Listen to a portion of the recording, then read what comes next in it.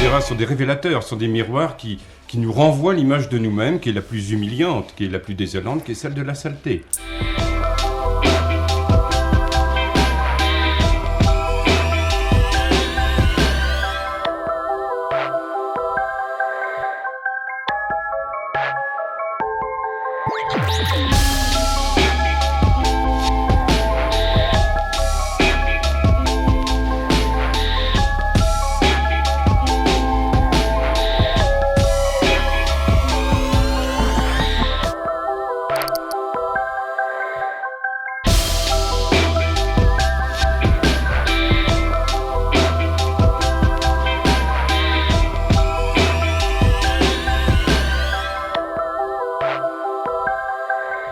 La raison pour laquelle on craint le rat à l'époque, c'est qu'il est surtout associé à la dévastation. Un rat, c'est un rongeur, ça ronge. Et à l'époque, on lutte comme ça contre les rats parce que ça peut ravager une récolte, ça peut ravager le blé dans les greniers, etc.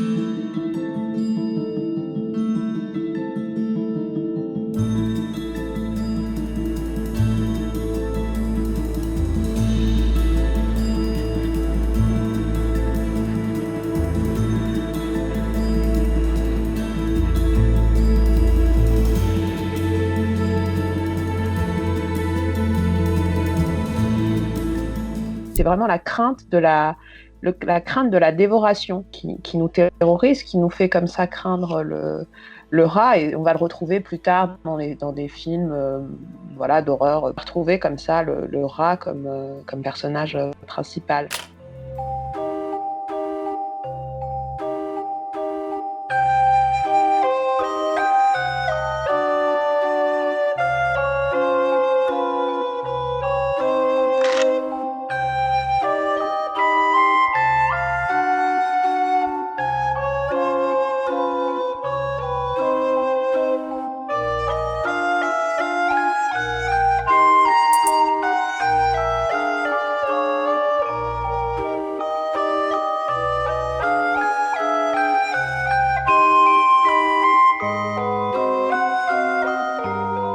Dans les années 20, dans les années 30, dans les années 40, dans la représentation que font les antisémites des Juifs, on va retrouver cet imaginaire du rat. Je pense on va effectivement retrouver ça dans la presse d'extrême droite et la presse antisémite. On va retrouver comme ça les Juifs représentés en fait avec ses oreilles de rat, ses queues de rat. On continue à le ressentir aujourd'hui. Je veux dire, on a quand même eu des responsables politiques il n'y a pas si longtemps qui, en parlant des Roms, parlaient de rats. C'est cette même idée, c'est l'idée de population nuisible, envahisseuse qu'il faut détruire.